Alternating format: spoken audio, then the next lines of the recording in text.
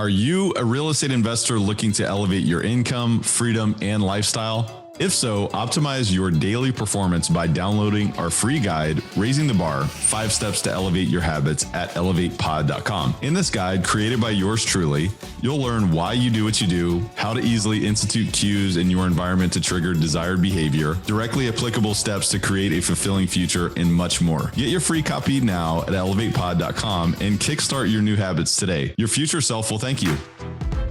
Welcome to Elevate, the masterclass where we dissect the elements of exceptional achievement and lifestyle design with a focus on personal growth and real estate investing.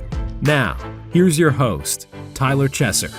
Elevate Nation, welcome back. This is Tyler Chesser. I'm so thankful to have you here, and I'm blessed and grateful to be sitting with Neil Timmins today. You are going to learn about the 5 reasons to invest in real estate today.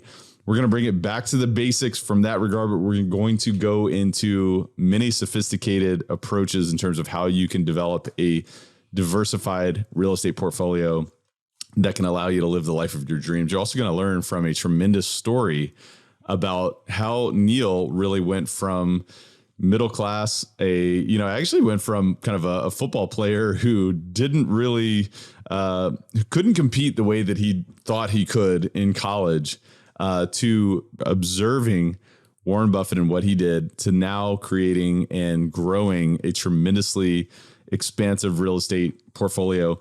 There's a lot to learn from today's episode. I want to encourage you to buckle up. Elevate Podcast is all about mindset, mind expansion, and personal development for high-performing real estate investors.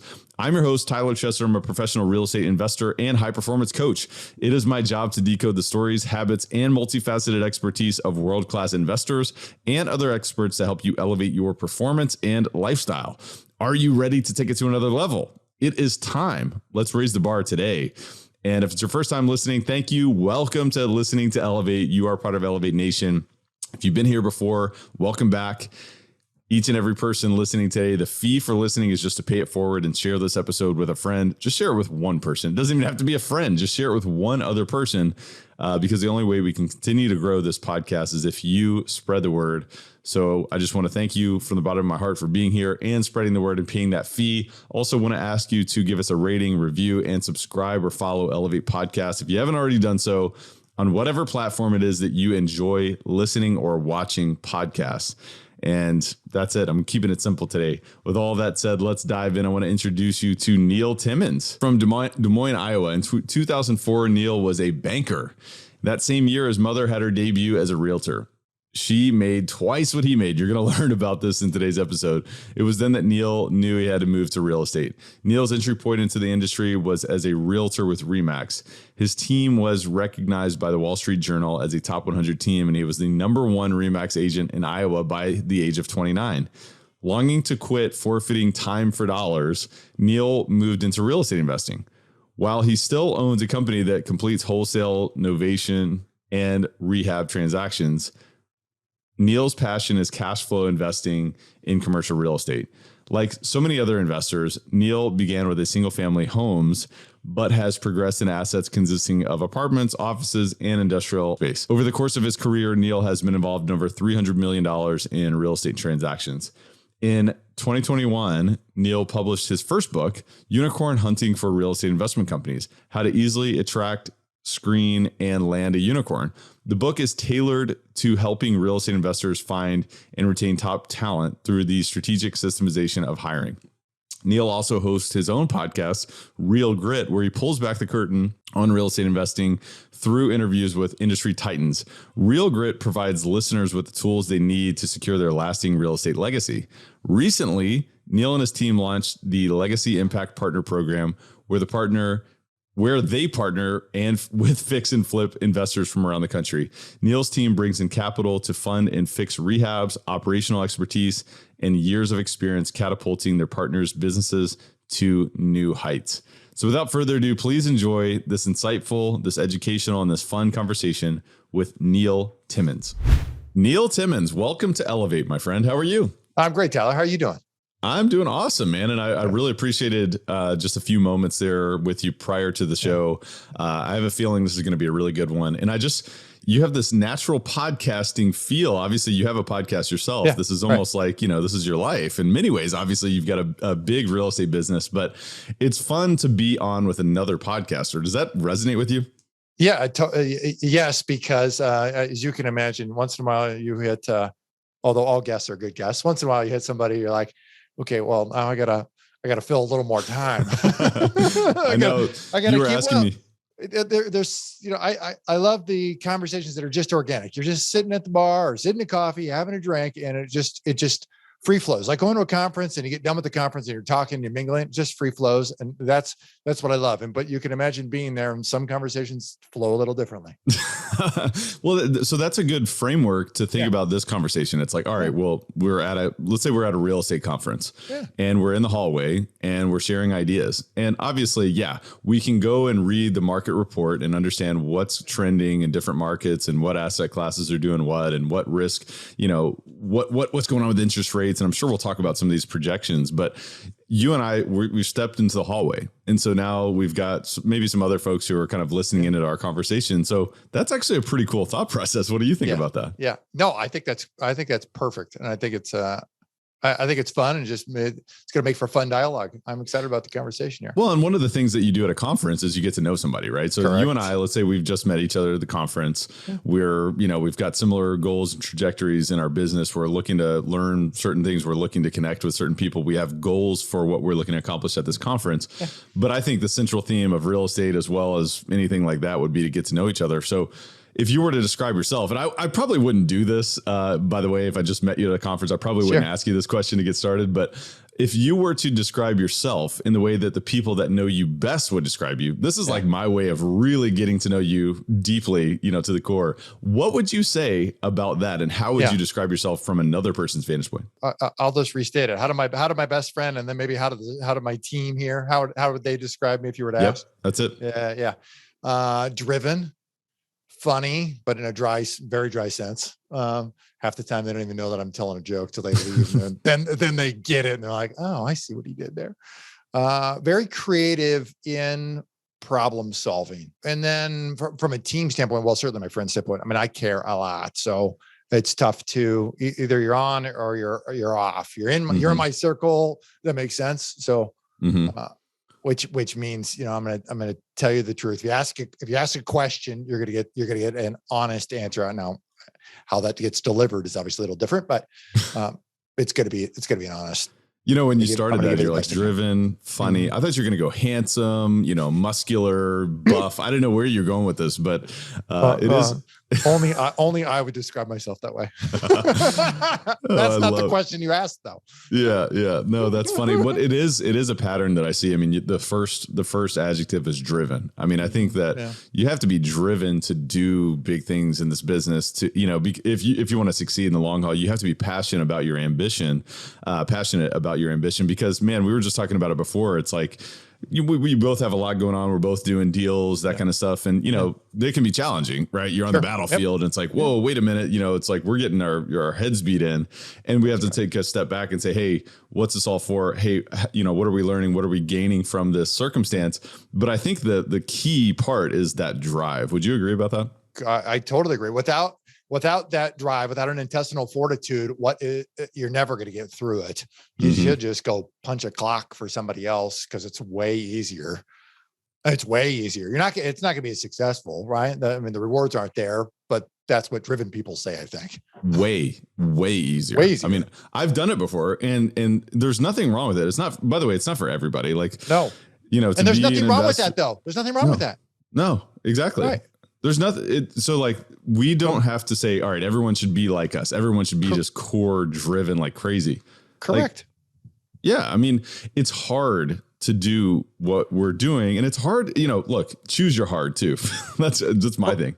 That's you're spot on there. Choose your hard, because it's either this or you can go work for somebody else, and it will be way easier, but there's some things you're going to miss out on. They'll be hard in a different way. That's it. It's like, living an average life can be hard too, right? Correct. It's just a different hard. Give me a sense of your upbringing. I suspect for you, much like for me, that's impossible.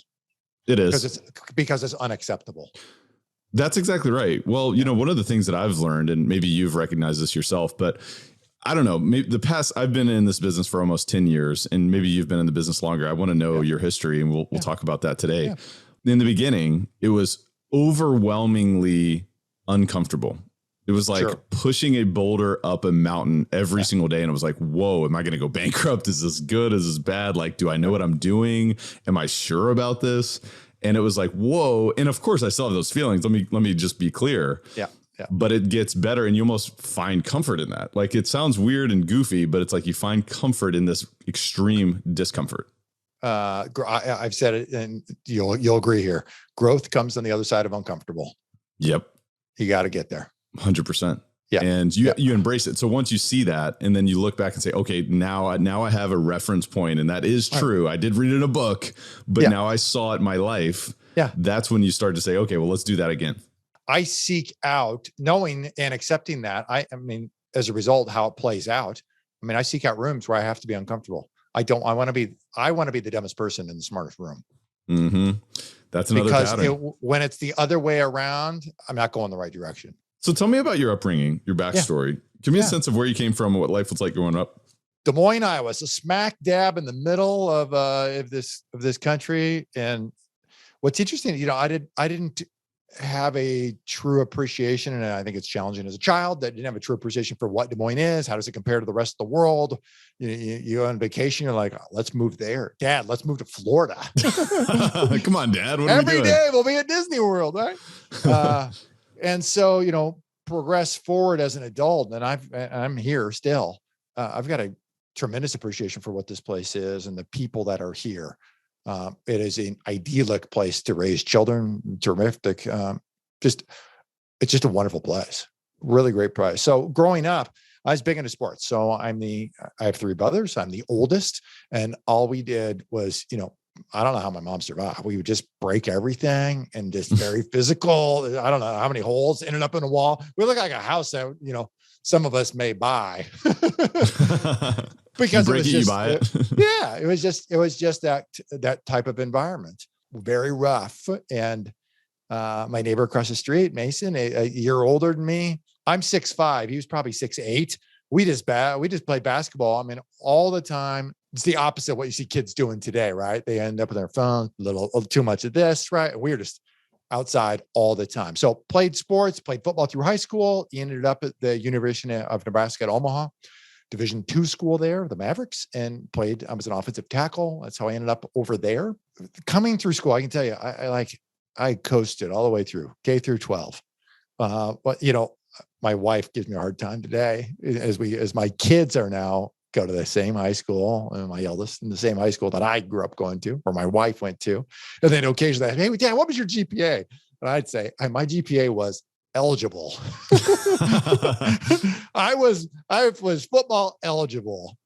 And so I get to college. I show up at day one, and I'm literally the smallest lineman on this team. Wow. And pardon my language, I just get the absolute crap beat out of me coming into this. And I was like, I left high school loving football. I mean, literally wanting to play for like ever. I get to a week in college, and I'm like, this is terrible. And it's not because of the work. It's because I realize I'm not good. I was a big fish in a small pond in high school. And that's almost true of everybody. You play at the next level. You want to go to the next level NFL. I mean, you're talking about percentages at that point. I wasn't good. I learned real quick. I'm talking like within weeks before school even started in college. I was like, I got to get serious about school. So did you actually quit football, or what happened? No, I played 1 year, full year, and that was it. You were like, I'm out. I gotta get better at school because this is not going to work. Yeah. I had a full scholarship, but candidly, for the school I went to, extraordinarily affordable. You can just go get a part-time job, and it paid about the same as a scholarship. So it wasn't dollars and cents wise, it wasn't that big a deal from a real cost standpoint. And I got serious about school.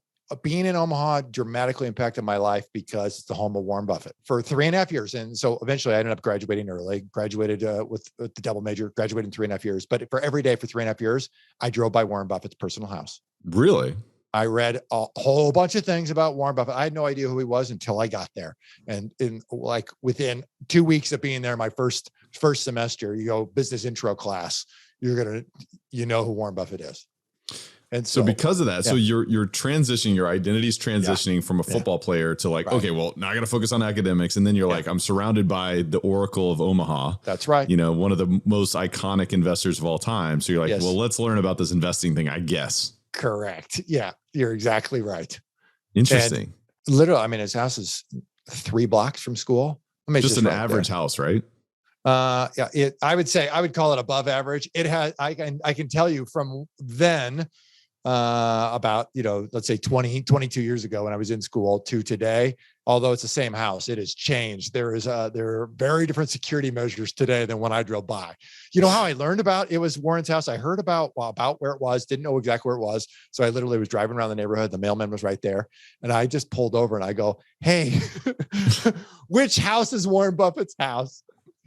And so literally he's like, oh, that one right over there. Seriously? Yeah. Oh yeah. Hilarious, huh? That is hilarious. I suspect that would not occur today. Yeah, the privacy measures were limited then. Yeah, I would call it above average, but it's not, it is not in the upper 10% of house values in a city. Okay, so that's probably what I'm getting at is, the guy's worth what, 100 billion? Yeah, I mean, so ridiculous. If his home was $1 million plus or minus, that's about it. Wow. Yeah, so that puts it in context. Yeah. So you're driving by the house. You're like, okay, this is interesting. The guy's doing some big things. You're kind of diving into this whole investing world. Where did you start? I mean, you started reading books. Obviously, you were in school, but give us a sense of where you start. Yeah. So I was in school and I consumed myself of the kind of the stock market stuff, value investing. Benjamin Graham wrote the book on value investing. That was Buffett's mentor. The Intelligent Investor, right? Yeah. All those many years ago. And so, I just started reading all that. And I'll tell you what, you think, and I thought the same thing you just said, that it was an uphill battle in real estate, but in that world, it's like, in my mind, it's still night and day. There's still a ridiculous amount of things that one has to get their head wrapped around. There are so many moving pieces. So I dove into that, really got into it. My junior year, there became a let's call it a little club. It was formed by one of the professors there, and they were starting a club on investment dollars. So what this professor's idea was, hey, let's get real dollars and cents and let's actually invest. And so it wasn't even a class. It literally was like, we're part of this. We're part of this club that was hand selected by our professor. She picked 6 of us. And so I was there was 5 seniors and then 1 junior, me. And so what did you guys invest in? What were you looking at? So what ended up happening is we raised dollars. We raised dollars from an alumni. One person donated $1 million.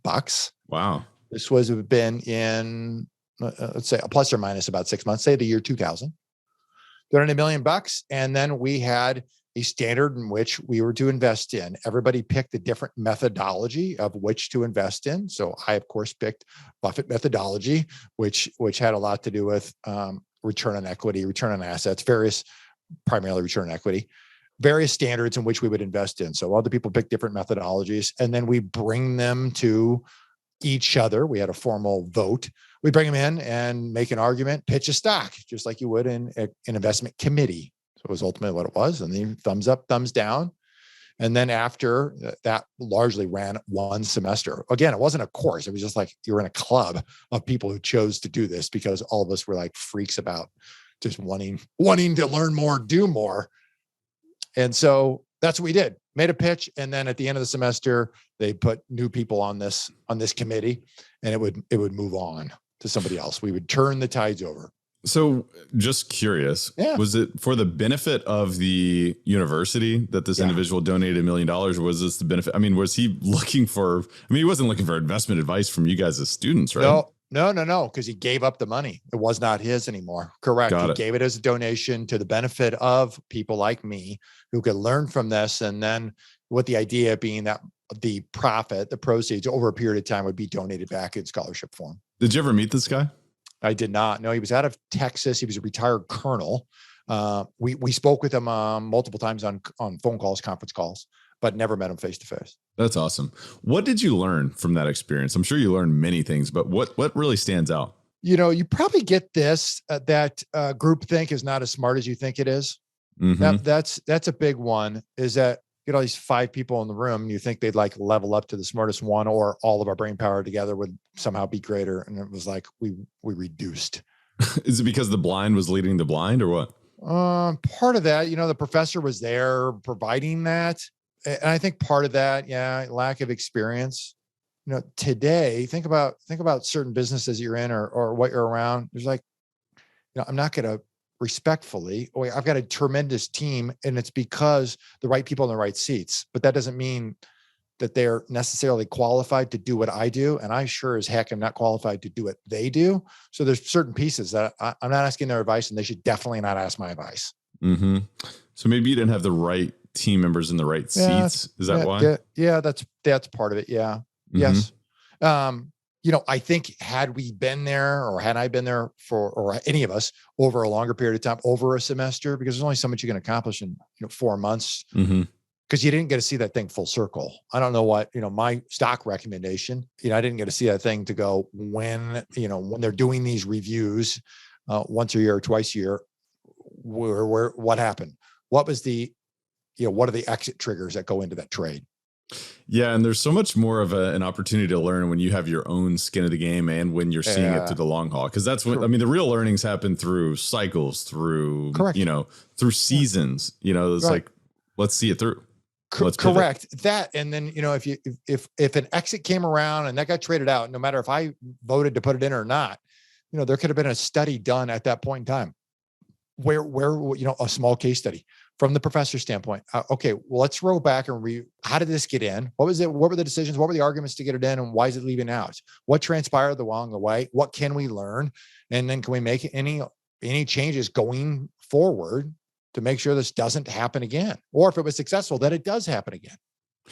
So it seems like the common entrance to the investing world is kind of what you described. It's stocks, bonds, mutual funds, it's paper assets. At what point did real estate become a part of your world?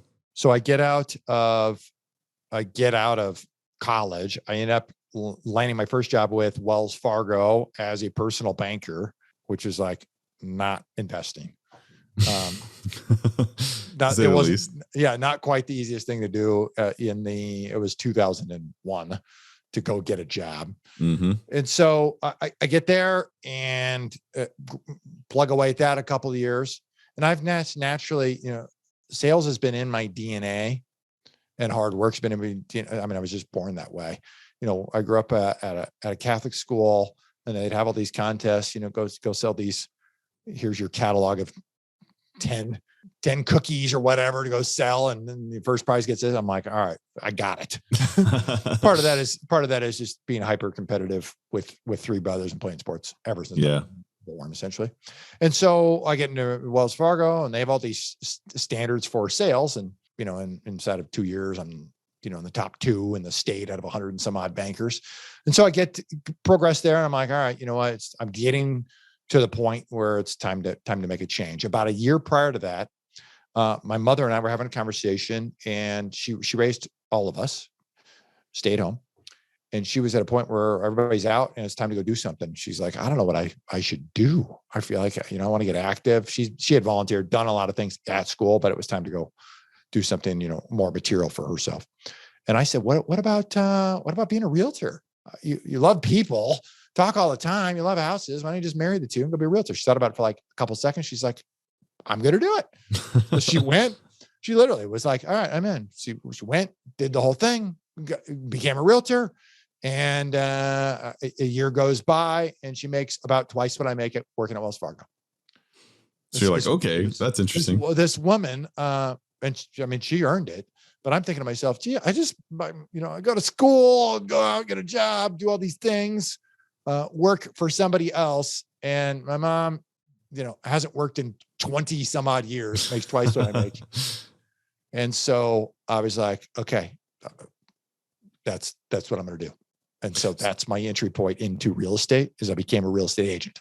Got it. And you started selling houses at that time, correct? Yep. So was that immediate? Like your mom did it and you're like, okay, now I'm doing like a year this. later. Yeah. Wow. Were you guys on the same team or what did that look like? No, because we would not work well together. We you can have conversations together but then from a day-to-day standpoint, it's like, all right, you're on your own. Mm-hmm. Perfect. So we worked at the same company, but different offices. So I physically, I almost never saw her. So you started building a real estate sales business. Yeah. And how long before you actually started investing in real estate? I would say about 5 years. We have a similar background. I mean, I got in the business as a salesperson as well. And I didn't know anything about it. I don't know if you felt this way. I didn't know anything about real estate. When I thought of the words real estate, the first picture that came to my mind was a single family home. And it was a realtor selling that home to you. And it's like, that was real estate. Like I didn't even see, like when I looked around a commercial bill, it never occurred to me that that is also real estate. It never occurred to me that a vacant piece of land is also real estate. And there's all these other things.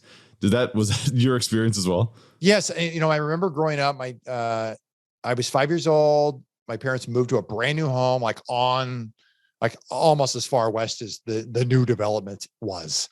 And I just remember growing up out there, but year after year after year, my dad driving us all, getting in a station wagon, all with the wood panel on the side. What a killer ride that was.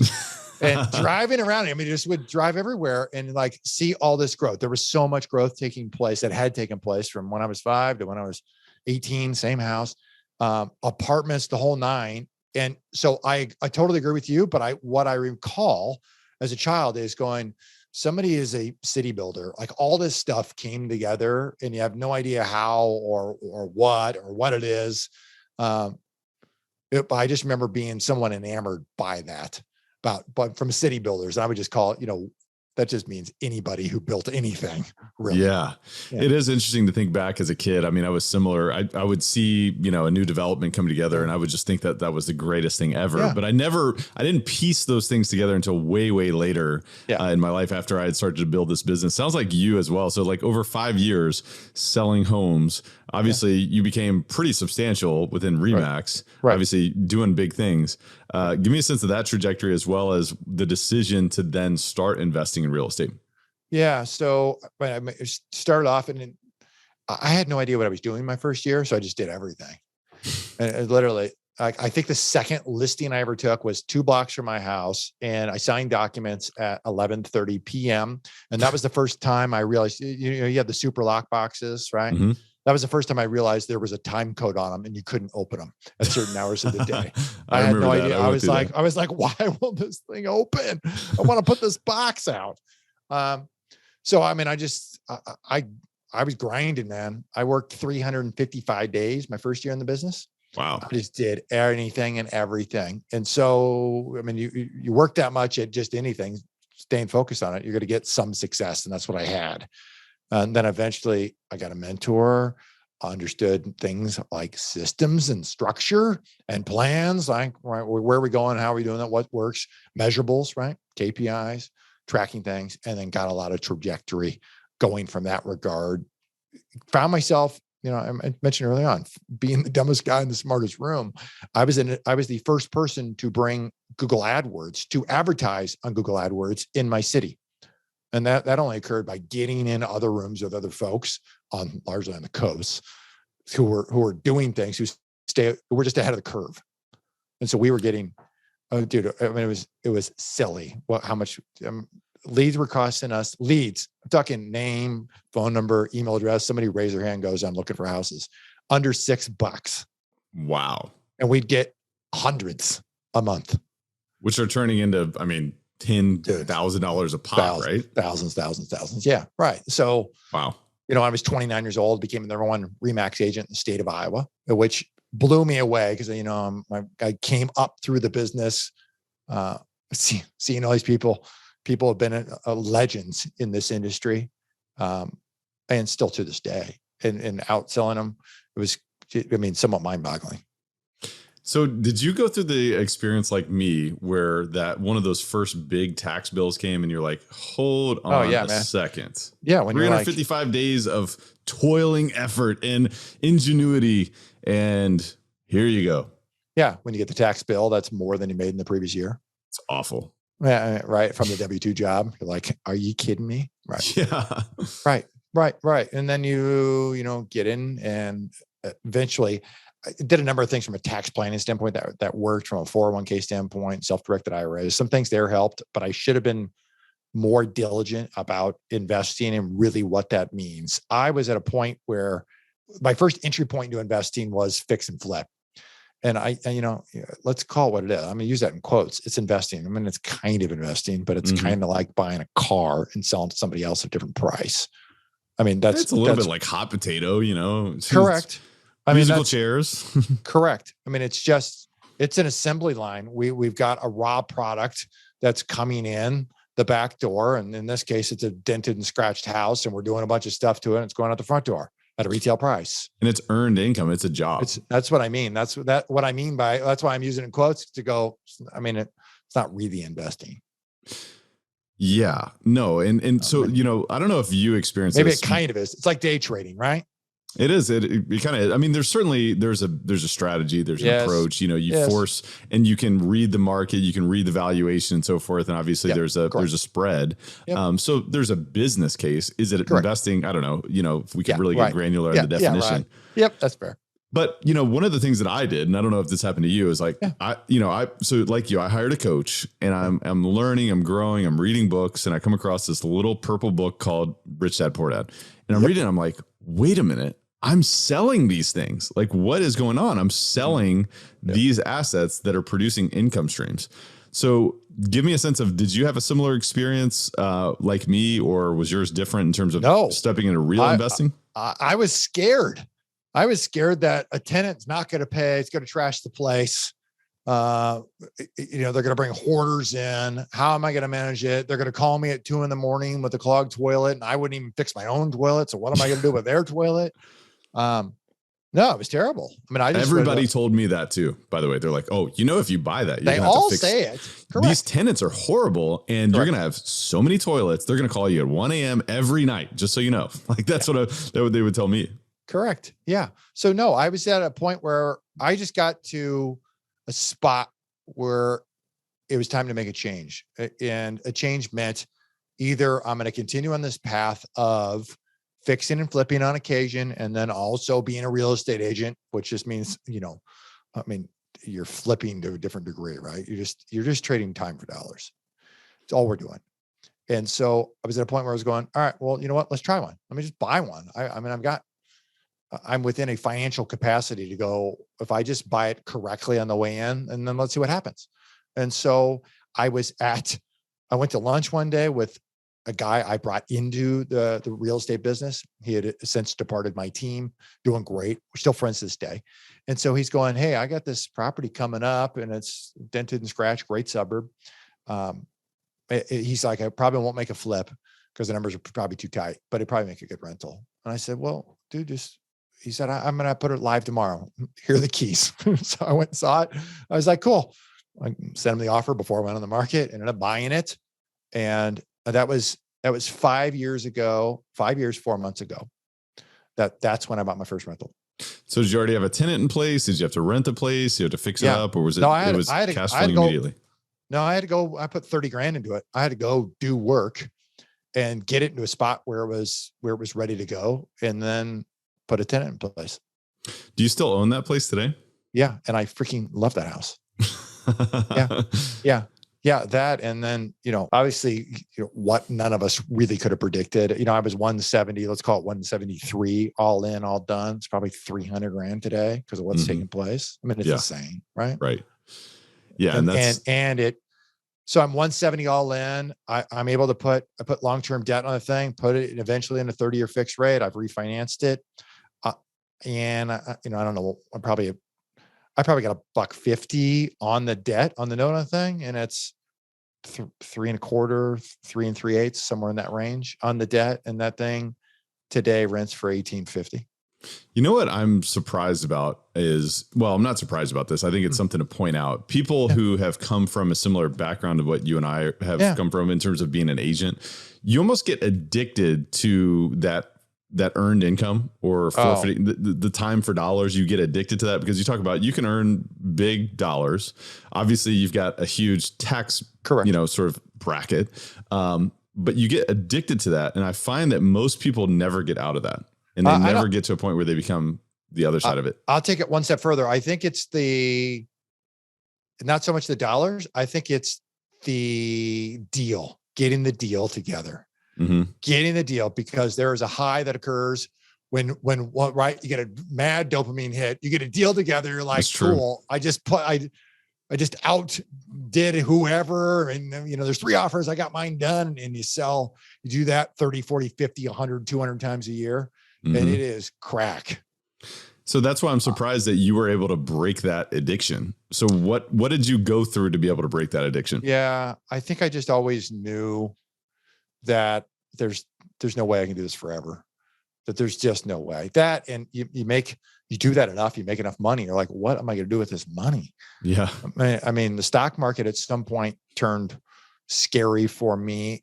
And that's largely because I don't have a really good, I have a conversational understanding, and I can go deep or a little past surface level with certain subjects, but other things I'm like, it just seems so weird. So nebulous to know I'm not really sure exactly what it looks like. And a house or an apartment or a commercial property feels more like one's in control. Hey guys, just a quick word from our sponsor, then we'll be right back to the show. This episode of Elevate is brought to you by CF Capital, a national real estate investment firm founded by myself and my business partner, Brian Flaherty. CF Capital's mission is to provide property investment and asset management solutions to help investors like you maximize their returns by investing in high-value multifamily communities. If you are looking for risk-adjusted alternative investments in quality apartment communities, are seeking tax-optimized cash flow with appreciation upside without all the hassles of management, you might benefit from learning more about investing alongside our team. You're invited to reach out and learn more about how you can invest with us by visiting cfcapllc.com. We're also currently offering a free ebook called The Bottom Line, 10 Ways to Increase Cash Flow in an Apartment Complex. Whether you're a new or experienced investor, we're confident you'll find massive value in this resource. So go get your free copy today at cfcapllc.com. And now please enjoy the rest of the show. That's what they say, man. It's tangible. Yeah. You can touch it, you can feel it, you can see it. But like you, it's like, I just knew that this wasn't a sustainable lifestyle. And so I was like looking at, okay, well, how can I not only do what the wealthy do, but how can I live a lifestyle that's sustainable, that allows me to experience more than just the high of a deal? Because, there's more to life. I mean, there's no doubt it's fun. It's fun even as an investor to, to experience a feeling of, hey, what, we beat out the competition. We exceeded our projections. Yeah. This is amazing. This is great, but there's more to life. Correct. Well, that, and I've sold a whole bunch of things in part-time jobs coming to this. You get into real estate and in single family homes. And to me, looking back, I'm going, at one time I thought it was a holy grail, but I'm suggesting that it's not, that there is something for me that was way past that to be able to do, to be able to participate in, to be able to impact others. And the idea of how many years is one going to work 355 days? I mean, it's for me and my lifestyle, and then my wife and 3 kids, it was not going to happen. Well, I call it scaling your expertise. And so that's kind of what I did. It's like, let's scale our expertise so that you can develop and strengthen systems, teams, processes, and replicate what you've done on a bigger scale and have the ability of making an impact. So I'd love to know from your trajectory there for the first house, like where did it go over the following 5 years to today? Like what did the process look like? What did the investment thesis look like? What does that look like today as well? Yeah. So early on it was going, well, how can I buy it and fit this buy matrix? And for me, it's, I got to buy right. I'm not going to, there needs to be a discount. Because I've always want to build on a margin for error and a margin for safety. So error on my standpoint in projections, in a remodel, whatever that error may show up as. By the way, that's so important. I just wanted to quickly, the margin is like, things are priced to perfection in today's market. You have to look harder. You got to go deeper to find deals that have margin. So I appreciate that reminder. Yeah. Yeah. That, and then, from a risk safety standpoint, what if just buying it correctly? And then, I started going in and and morphing my business to go, all right, I'm like 90-10 realtor to investor. Now, what's it going to take to move there? And so it's a lot of direct to seller marketing. I think I have purchased house-wise, maybe 2 homes in the last 5 years on the market, meaning through a realtor myself, and hundreds off market. So it's getting good for me, direct to seller marketing, and then the conversations, the dialogues, flipping a whole bunch of homes along the way. And at the same time, keeping homes when it made sense. And for me, it made sense buying at the correct margin, and then cash flow. So we're in my city's weird. We've got about a dozen suburbs, every different suburb, meaning different cities, 12 different cities with 12 different tax codes from a property tax standpoint. Interesting. So they're all wonky. And so understanding that, all right, some of these suburbs are going to rent better than others, but they have much higher taxes, or others are going to rent better and they have lower taxes. So it's understanding what that looks like, because in my world, they tax rate at 2.5 to just under 3% of the asset value, depending on how it's assessed, can make or break it from a cash flow standpoint for somebody who wants to put leverage on it. If you want to put a ton of cash into it and leave your cash there, it'll work just fine. But well, that fragmentation creates opportunity. I mean, not just that example, correct, but that's one good example of the inefficiencies of the marketplace. So, but you have to know on the other side of it is, well, how do we underwrite this? How do we project this appropriately for this municipality, so to speak? Correct. No, you're exactly right. And so that I started bringing that through on the single family side. Just, we talked before we're getting on the show, is continuing to put myself in a new environment. All right, how do I build out ultimately a construction team? How do we remodel? How's it going to go from 1 to 1? What's our standard? And today, the standard is the paint's the same at every house. Floor is the same at everything else. Covers the same. I mean, they're the same. Appliances are the same. I mean, it's just unified. It's very simple. As you continue to grow and scale, it was like, all right, be comfortable being uncomfortable, and recognize that it's not going to feel, perfect in any moment. You're going to grow, you're going to expand. And then you expanded into other asset classes as well along that trajectory, right? An 8-plex was my first expansion into that commercial world, if you will. An 8-plex that had gone through a tremendous rain. It was a garden style and 4 and 4 stacked, and the bottom 4 had flooded through rain coming in. I was wondering what you meant by that. I didn't. You were literally it rained. Yeah, it rained like 7 to 10 inches in like 90 minutes. Wow, a rain that is just, it hadn't happened in years. Was it in the flood zone? No. So the seller had to get rid of it. Didn't have the money to fix it up. They just didn't want to. So by the time I got involved, all 4 basement tenants were gone because all their stuff flooded. They cut out the drywall at 4 feet to prevent any mold. So it just required, and they'd owned it 30 years, great area, solid brick facility. So a lot of positives, but totally untouched in 30 years. So you went in, you fix it up, you stabilize the asset, I'm imagining. How long did it take you to stabilize the asset? How long? I mean, you already had your renovation team in place, so correct, you were buttoned up in terms of vertical integration there? Yep. It was good. It wasn't great. If I was to go back and do it again today, it would be better. We would have done it faster, and I would have done it for less money. Mm-hmm. Right. Would have been quicker. You never know until you go, though. I mean, you wouldn't ever be in a position to say that or to be able to do that now if you didn't do that and make the mistakes that you did, right? Correct. Yep. You're exactly right.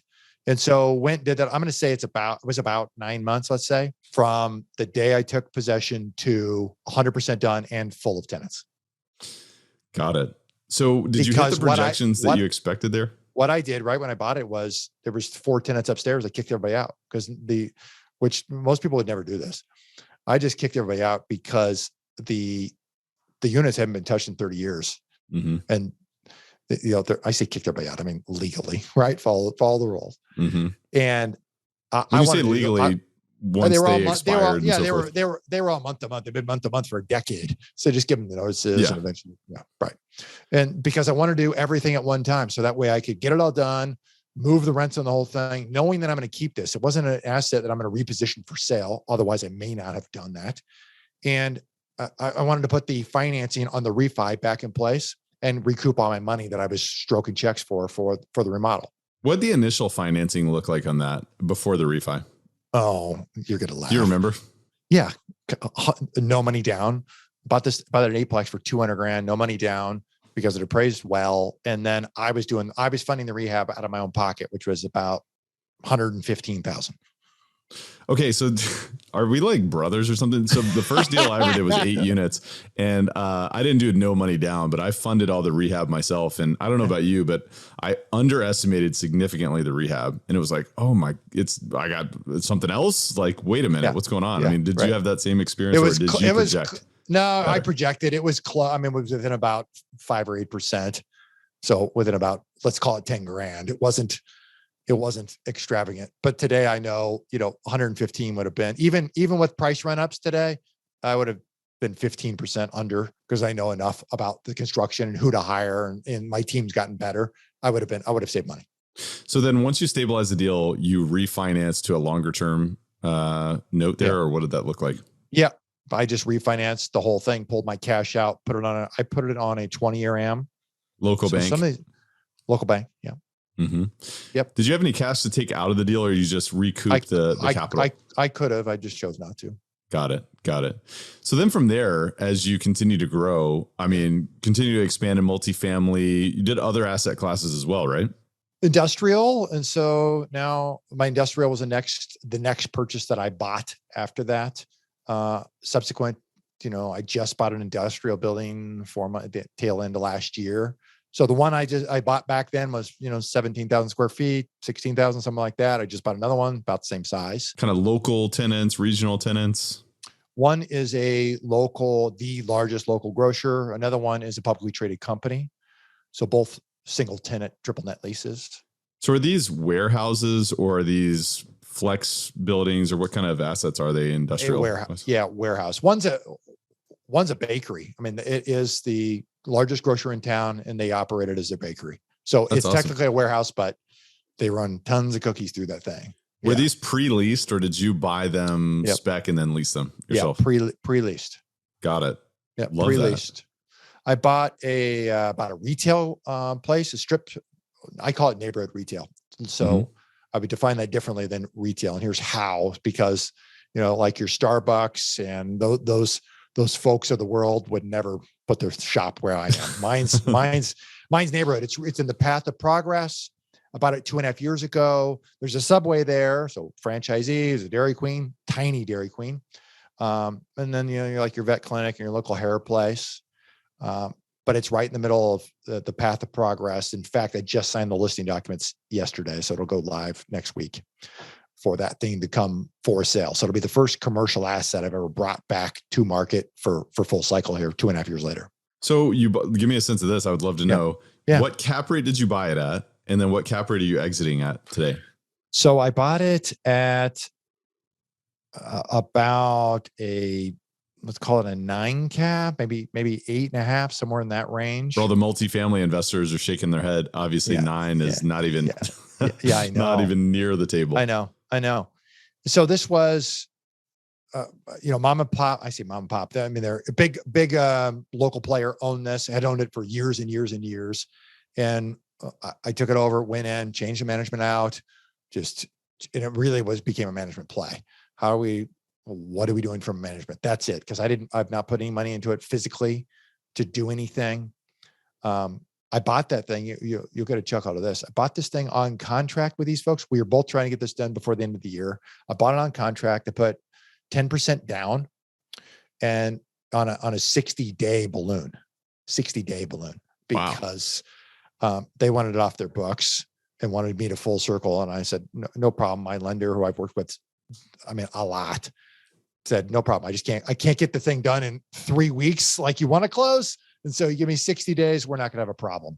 And so that's what ended up happening. Put 10% down. You end up getting it appraised for, 10+% greater than what I paid for it. So when they did the refinance, if you will, 60 days later, I did not put any more money down. So all I ended up with was 10% into the deal.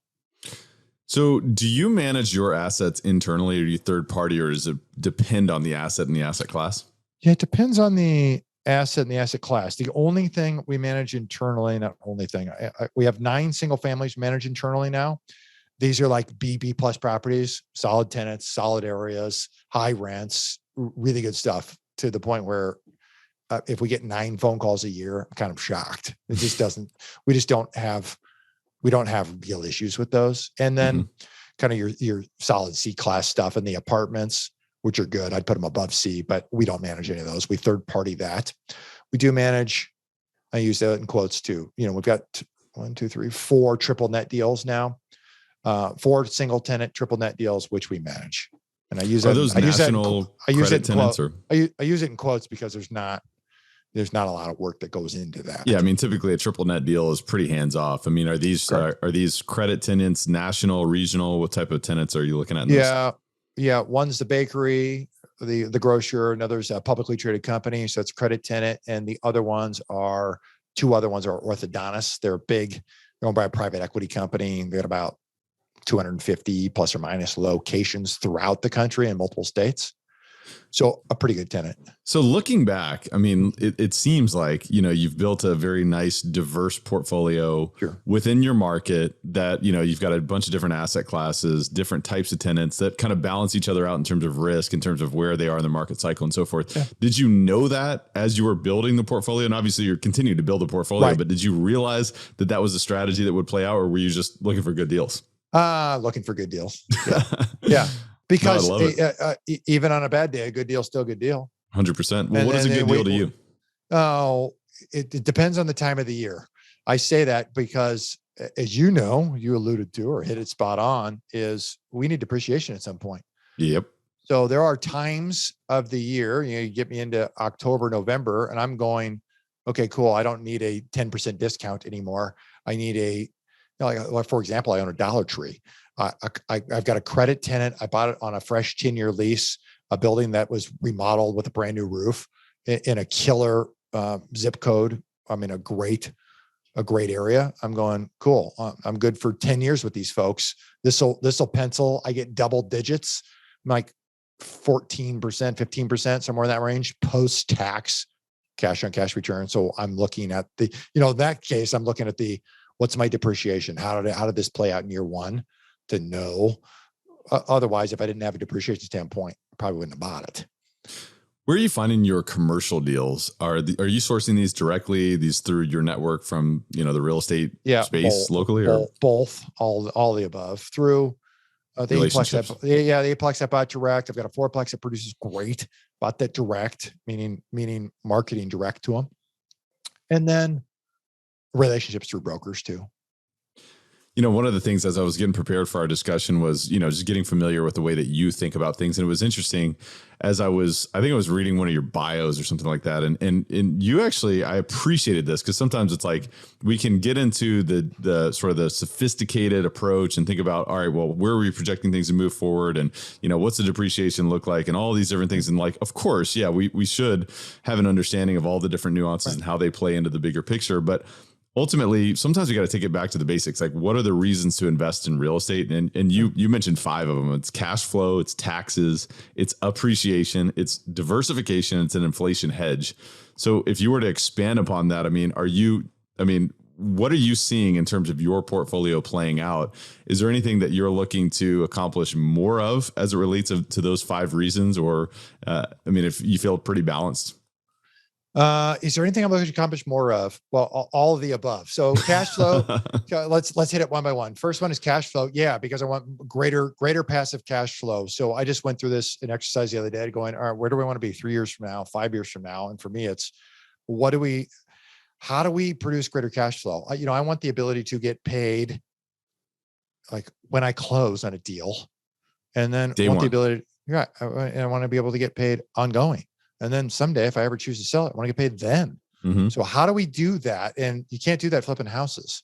Flipping houses, I'm not knocking it because we still do it today. We do a lot of flipping houses. It's the fuel that I got to use to put it into a forever bucket. Mm-hmm. So there's nothing wrong with that. It's just not the holy grail, I think, is my critique of it. It generates ongoing down payment, capital, right? Correct. Yeah. And it's great because you can knock the ball off the cover just like we have been this year and certainly last year and the year before. And the ability to buy a commercial asset for me and cost seg it depreciate it allows me to keep the cash that house flipping has produced. Which is the second part, which is taxes, right? Correct. It's being tax optimized. Yeah. So Is there's there a anything? strategy. Is there? I mean, love them or hate them, it doesn't matter. I think we can all agree with this comment. Donald Trump said, if you're in real estate and you're paying taxes, you're doing it wrong. That's right. I mean, that's really what it comes down to, is understanding what, you talked about what the rich do different. The rich keep their money. They figuring out how to pay as little as taxes conceivably possible. And that doesn't mean give it all away. It means strategically plan and invest in asset classes. And this means real estate. Well, understand the tax code. Like, how is the tax code written? It's written to incentivize certain behavior, and the incentivization comes to a tax benefit or tax benefits. So it's understanding that. Yep, you're exactly right. And the playbook's there to do it. So just all the information's there to be able to plug in. You're not a greater patriot by paying more taxes. You're just maybe ignorant in real estate. And so the recognition is, all right, well, let's apply some strategy here. It's not about how much you make, it's how much you keep. Yeah. You're a patriot for paying your what is required of you. And I just want what's required of me to be as small as legally possible. And so then, of course, appreciation, we're talking about, there's market forces at play, which are out of our control. And we all look really smart when appreciation comes our way. You're talking about the house that you bought 5 years ago of 173. Now it's worth over 300. Yeah. Some of that is probably, okay, the market has been really good and there's been a lot of stuff happening from the Fed.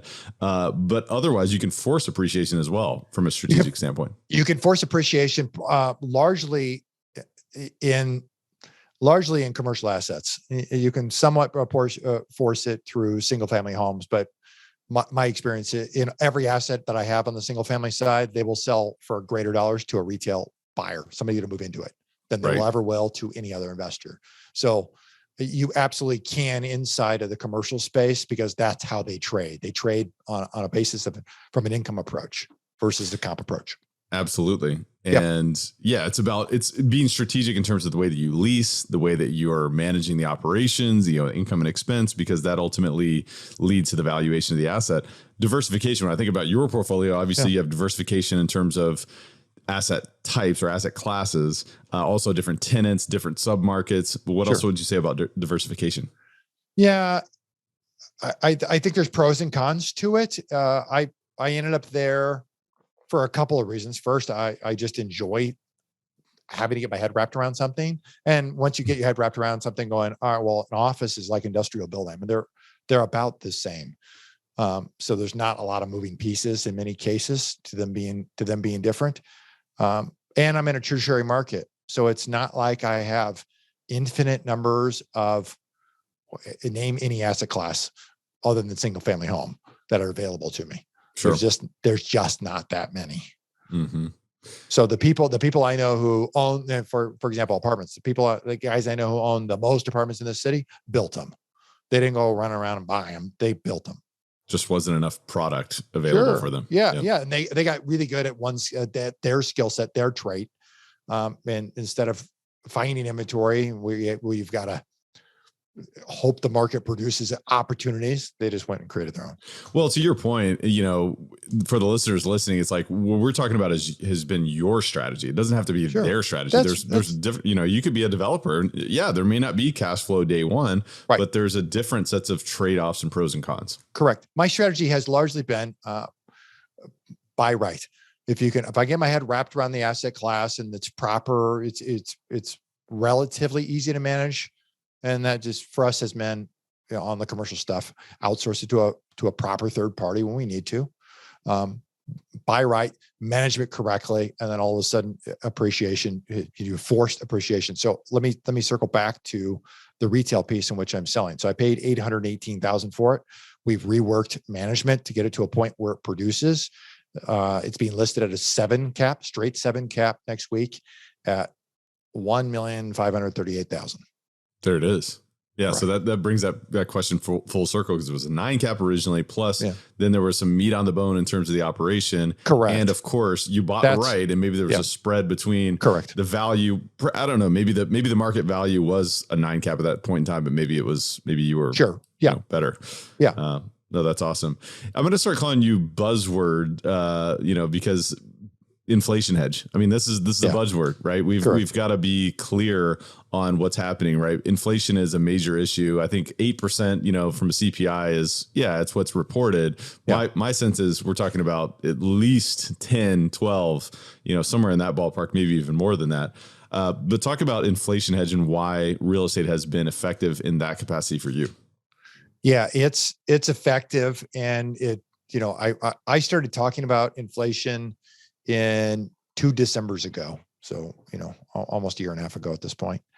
And I wish I would have bought more, and I didn't. Well, you saw it ahead of the wave. I mean, obviously it's pretty straightforward conceptually. If you think about it, it's like more dollars in circulation equals less value of each dollar. Like, so it's pretty straightforward.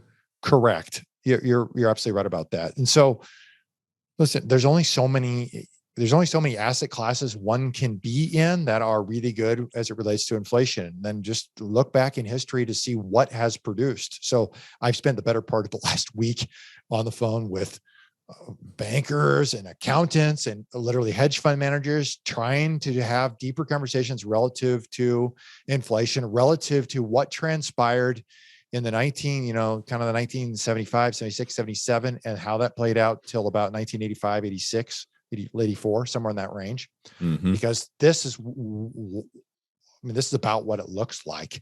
The only difference right now in comparison to them, our inflation rate's the same, but our interest rate's not. The last time we had inflation at this number, interest rate was 14% on a 10-year. And now we're sitting at a 10-year treasury that has moved very hard, very fast in the last 60 days. There's a whole bunch of, I'm still a broker to this day, although I don't operate as a salesperson. I'm still a broker of a brokerage. And we've got deals falling out because if soon as somebody misses their close date and their interest rate expires, it's 100 basis points higher and they can't afford the house. And so it is a challenge right now in that environment. And so that, I'll circle back to inflation here in a second, but in the last 3-4 days, the yield curve has been inverted. Right. So, which is generally a sign of a recession coming over in the short term, next 1 to 2 years. So I'm hyper concerned about inflation and recession. And that means putting money in hard assets. And so anything that would make fiscal sense, meaning I still got to buy right. I would buy anything I can get my head wrapped around and buy correctly today. I'd buy it to lock up dollars, get as long-term fixed rate debt as I can put on the thing, because it's my belief that's how we'll get out of this. We're going to inflate our way out of this. I agree. And I want to get your sense on the market outlook because it can be treacherous in many ways. We're certainly in uncharted territory in many regards. We've got some set of circumstances that do rhyme. You mentioned, 35 years ago, we had similar set of circumstances, but of course interest rates were in a totally different, ballpark. Will we get there? Can the economy sustain a significant amount of interest rate hikes? I believe not, but I'd love to know just overall what you're seeing in the market. What opportunities are you seeing? What risks? You just mentioned in terms of the way that you're financing deals, the way that you're projecting to finance deals. I think that's valuable. What other unknowns are you kind of believing are on the horizon? And then give us some predictions, man. Where are you seeing all this heading? Yep. Well, there's a lot to unpack right there. Hit me with the first 2 right there, and let's go through this piece by piece. Well, first of all, just a high level market outlook. Obviously you mentioned yield curve inversion. Prediction, the smart money says, hey, within 2 years, we're looking at a recession. Correct. So what does that relate to in terms of the real estate market from your vantage point? I don't think there'll be a lot that changes, although interest rates are rising and it's impacting our real rate of return. I don't suspect that cap rates are going to rise step lock, because I think there's a tremendous amount of cash in the environment. Yep. Tremendous. And until a whole bunch of cash gets deployed and then all of a sudden you find an equilibrium, maybe that would be more historically accurate in the environment from a pile of cash on the sideline standpoint to the deals that are getting done. I think investors are now taking it short compared to where they were a year ago, and certainly compared to where they were 2 years ago for a period of time. Mm-hmm.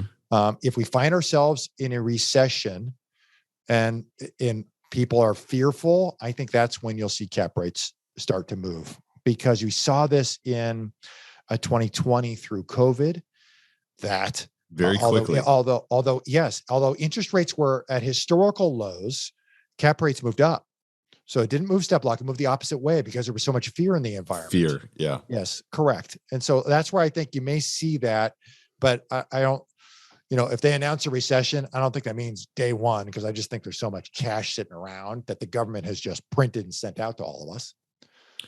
I think it requires you to be bold. I mean, it goes back to your college dream investor, Mr. Warren Buffett. He said, when others are fearful, be greedy. When others are greedy, be fearful. I mean, the past 14 years, we've seen, for the large degree, most people have been very greedy in the real estate business. So it hasn't been a ton of opportunities other than insiders and people that are just willing to do whatever it takes. So there may be a window of opportunity. The question is, how quickly will that be, and how bold will you be? Correct. No, I totally agree with you there. And that's why I say, in my mind, you should be able to, with proper debt, proper financial, security on the way into a deal, if you can find a deal, and I don't mean running out and buying a 5 cap on a triple net deal today, right? I mean, find an opportunity where there's value, where you can force appreciation somehow, because I think when you build in a level of risk, a margin of safety, I mean, you're ahead of the curve. What's your prediction? I mean, how is this going to play out over the next, call it 1 to 3 years? I mean, will we see a recession, and how prolonged do you believe that will be? I'm finishing Ray Dalio's book, Changing World Order. And if you haven't read it, you should. It's good, but it's freaking scary. So it'll be interesting to see what transpires. I'm of the opinion that we, as a country, have printed a tremendous amount of money. We're an indebted nation, and we're going to have to, if our country's to stay the superpower continuously, we got to find a way to navigate through the debt that we've got. And I think the way out of it's inflation. To that I think that's from a risk standpoint, or kind of what's in the back of my mind relative to where we're headed and what keeps me up at night. That would be it. Is going, how do we get out of this? Because we may be in worse shape than the 1980s. And I agree with you. If we got a 14%, can our economy handle? No, the economy couldn't handle it then either, though.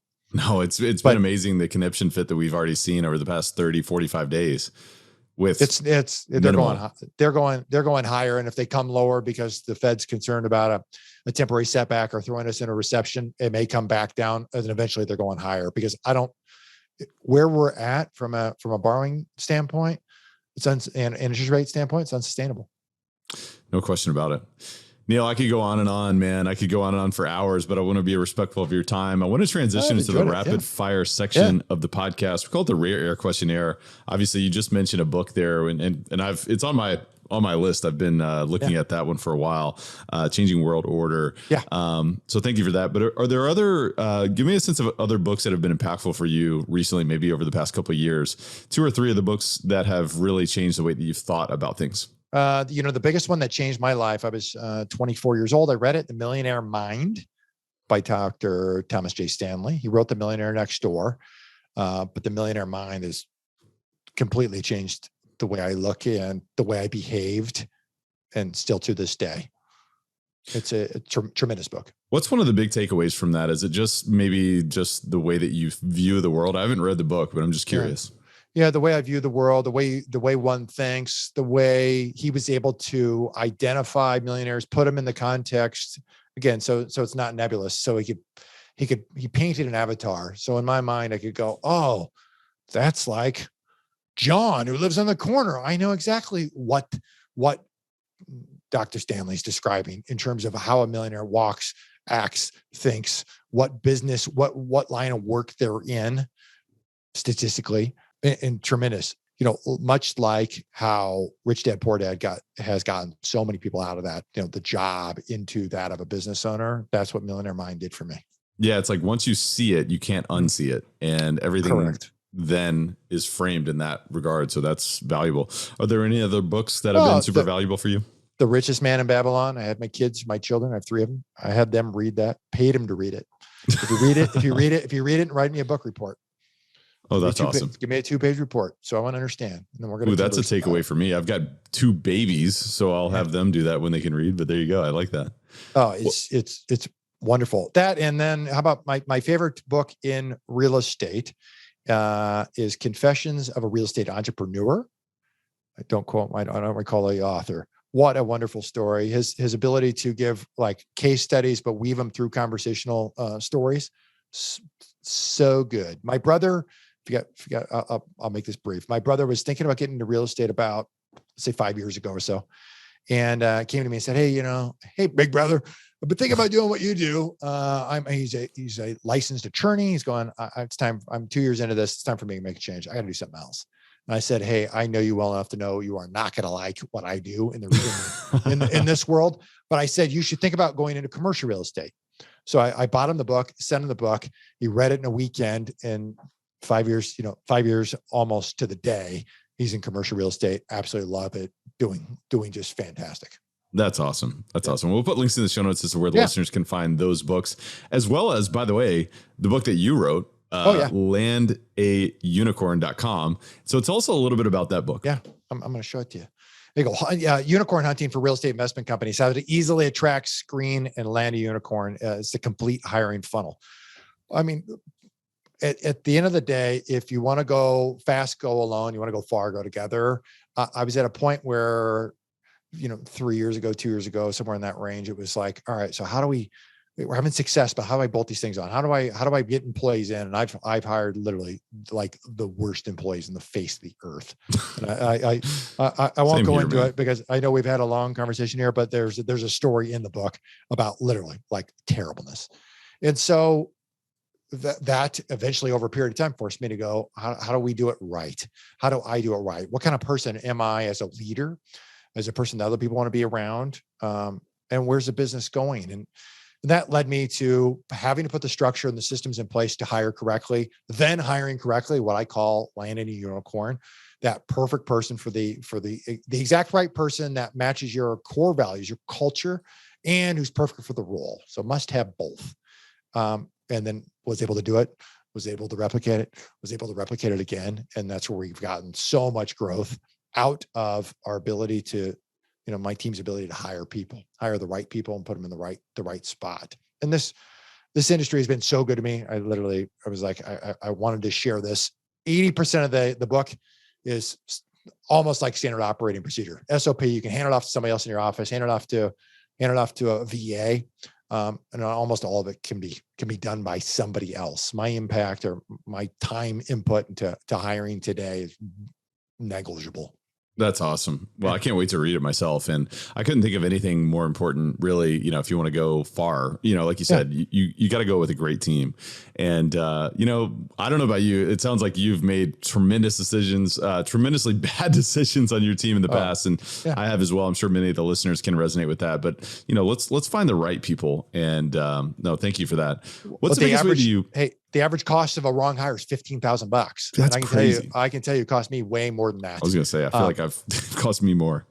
So you mentioned the link. Find it on Amazon. Again, bad hires, $15,000. The book's $50 on Amazon, but I want to do something for your show for your audience. So landaunicorn.com. It's just pay the shipping and handling.